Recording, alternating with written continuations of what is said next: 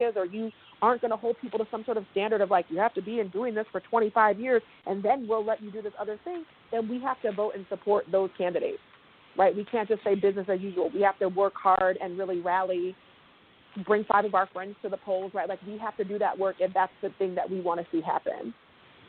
Yep, definitely. And you've also had an advantage of being in both Black Wall Streets, well, in the sense of being near Tulsa and definitely being in Durham. So I was just wondering, in just being a researcher, and what your comparison of those two places are. A lot of people talk about those being the great Black Wall Streets of history, but you've actually seen both of them as they are now. So I just wondered if you can make some comparison as to how they are and what their similarities are, what their differences are in the way that they've been developed after being 2 of the historical Black Wall Streets, because we know there were a number of Black Wall Streets around the country. Right. So I'll be honest, I haven't been to Tulsa yet because I've only lived in Oklahoma since July, and I just haven't had time, but it's on my list. I mean, I've done a lot of reading, and obviously, I've taught about it because it's just part of the, things that we sort of talk about here. So I don't really have a comparison.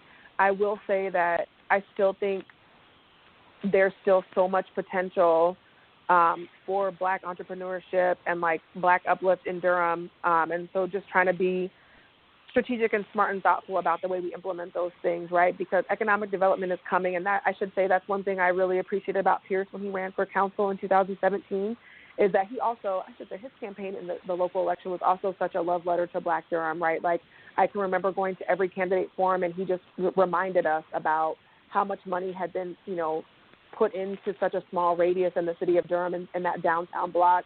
And he kept us honest about some of the numbers about the Black people, Black and Latinx people that were being evicted.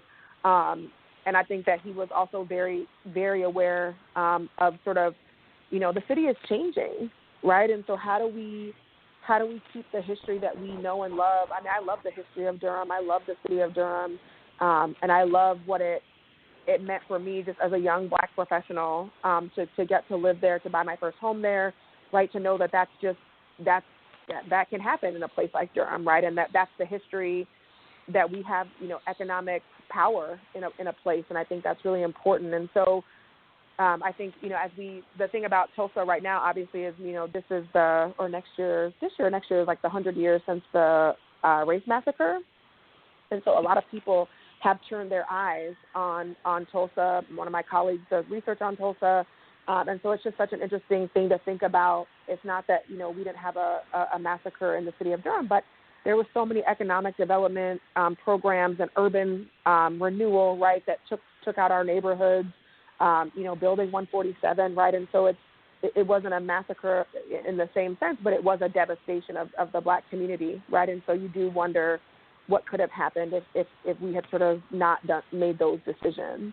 And so I do think it's important to think about the council's role, even today, is like, what are we doing to make sure that there's still Black entrepreneurship in a city where Black entrepreneurship was born, right? Like, you think about the NC Mutual, that's an amazing story of entrepreneurship, right? And the outputs that come from that endeavor in terms of Hillside High, right, North Carolina Central, Lincoln Hospital, right? When you think about the outputs in terms of what it meant to be Black at that time, those are good things. So how do we maintain that? How do we make sure that Durham stays within that tradition, not to be old school, right? We can be innovative and we can still be forward thinking, but, we should have, that same, like, we should be able to still maintain that historical Black entrepreneurial spirit and be able to own the businesses in our community and, those types of things. Yeah, definitely. And I was just coming back to the presidential politics and everything. Were you surprised, or did you listen to the debate and have you followed the analysis? But it seems to me that Biden made a promise to deliver a Black woman to the Supreme Court. Some people are already speculating that that's Kamala.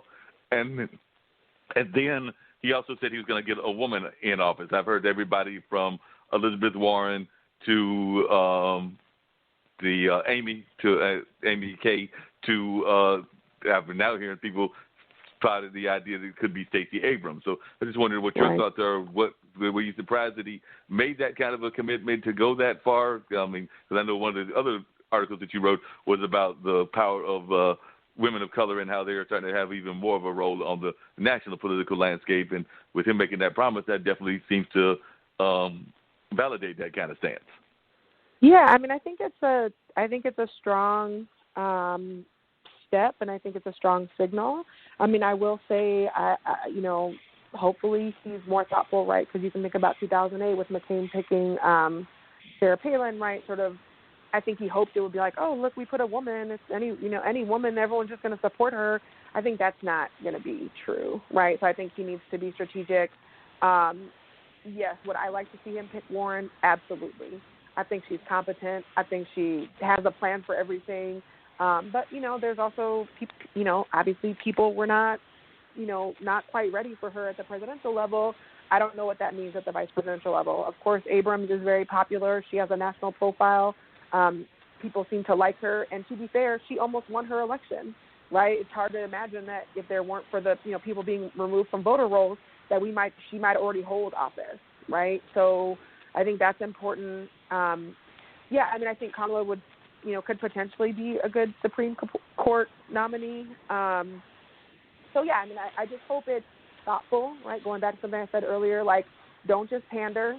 Don't just think, oh, I'll look cool if I nominate a woman. Like, no, pick the right woman that's going to bring something to your administration, the right woman that's going to be a good partner for you that you can work with, and that we know if, together, you two are going to bring the country forward, right? And thinking about even when Obama picked Biden, I think those were some of the things that he thought about in picking Biden as a running mate, right? Like, here's some things that Joe Biden is good at or better. He has this experience.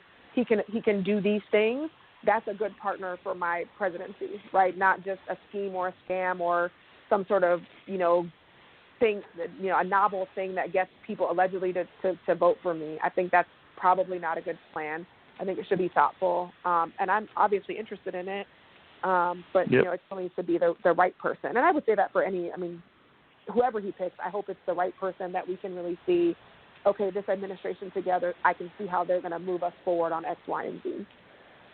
Yeah, because I know some people, and I was even one of them, who were thinking that it could have been just because she's been such an advocate in the House, not in the Senate, but in the House, that it could be Alexandria Cortez, who you mentioned earlier. But then I had forgotten. I knew that there was the 35-year-old rule for the president, but friends of mine had told me that same rule exists for the vice president. I don't know if that's the case or not, but that's what friends have told me, that 35-year-old rule exists for both of those positions. So I haven't done the research to see if that's actually the case. I don't know if you know that's the case or not, but I do know that I did look it up and see that it was the rule for the president. I'm not sure if it's the rule for the vice president. I don't know off the top of my head either. That's like beyond me. But I think he has some good choices. And like I said, I hope he was serious about it, right? I hope he wasn't just saying it to, pander. But again, I still think it needs to be the right woman. If that's the sort of the route he's going to take. I think, we all have baggage, right? So I think it could go either way, but I hope he's just thoughtful and really, again, thinking about it as a team effort of like, together we can move our administration forward. I think that's a better approach than like, oh, if I do this, I'll pick up X, Y, and Z voters. Like, I don't know if that's true, because surely there are some women who don't like any of those women, right? Or there's people of color that don't like any of those women of color, right? Like, so I think it just needs to be well thought out, and sort of I would want to be able to see, oh, this is a good match, right? Because then I also heard someone today saying, oh, he should pick Bernie Sanders as his running mate, and I was like, what? I don't know if that's going to happen, right? So I think people are just speculating, and obviously I would need to have a little more information about it before I was like, it's a good idea or not. Yeah, so. I understand.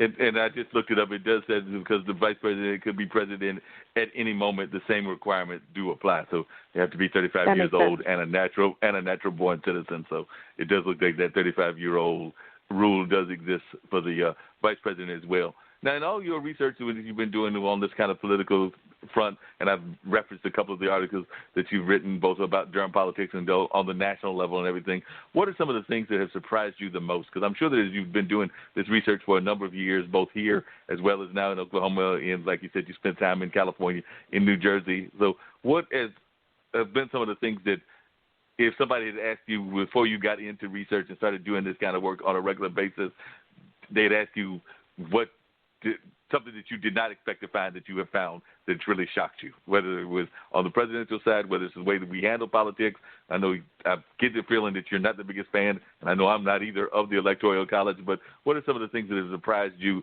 that you, as you've been doing your various research?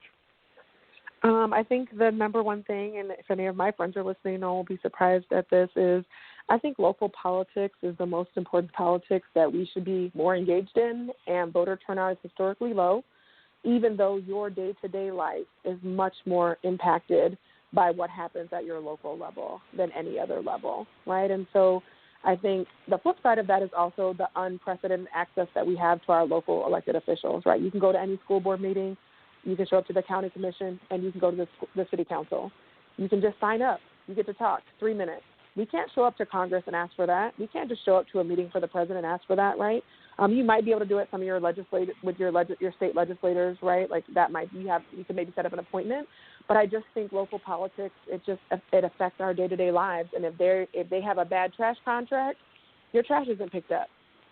If they haven't, allocated the right budget for stormwater runoff, you might have a problem.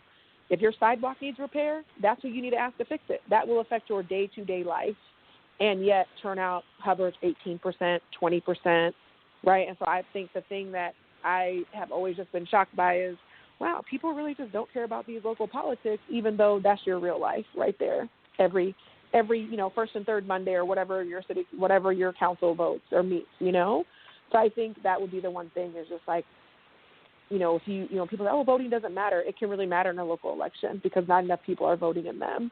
And it is my lifelong goal to increase voter turnout at the local level. So I encourage my students. It's just something I say to them. I'm like, you don't care today, but when you sort of find the community that you love, become active in it. Be a local voter, right? Vote in every random local election and do it as informed as possible because it really does make a difference in your life, right? They set your property taxes, right? They decide how much, in a city like Durham, they set the budget that's going to be transferred to the school board, right to the county, right? So the taxes come from the city, right? And so part of that budget relationship matters, and you can attend those budget hearings. And so, well, I guess the county, right? They work. The city and the county work together, but still, right? Like, I mean, we don't get to show up to Congress and just tell them how we feel about our national budget. So I think just encouraging people to sort of be more engaged with local politics, given the low turnout that we see. And obviously a city like Durham is better than some places. I want to say maybe like Dallas is like under 6% of people vote. Wow. That's really low. I mean, maybe it went up recently because I know they just had some elections, but there was a time where there was a chart that was floating around and it was just very low. So, and that's just unfortunate because those elections matter. They do matter, and I know we've had a couple of other politician people as well as academic types that have been on the show. And we've been trying to figure out, like I said, a lot of people are frustrated with the Electoral College. If you could change something about the Electoral College, would we just abandon the Electoral College and we go to a popular vote? Do you think that we'll get to a point where it becomes like we use the tools like the Internet, which then would some people like because it would increase voter turnout, but then some people are also like, we thought the Russians cheated on the Trump election. Just imagine what they could do if we're doing it online. Yeah, I mean, I think the Electoral College is, I don't know.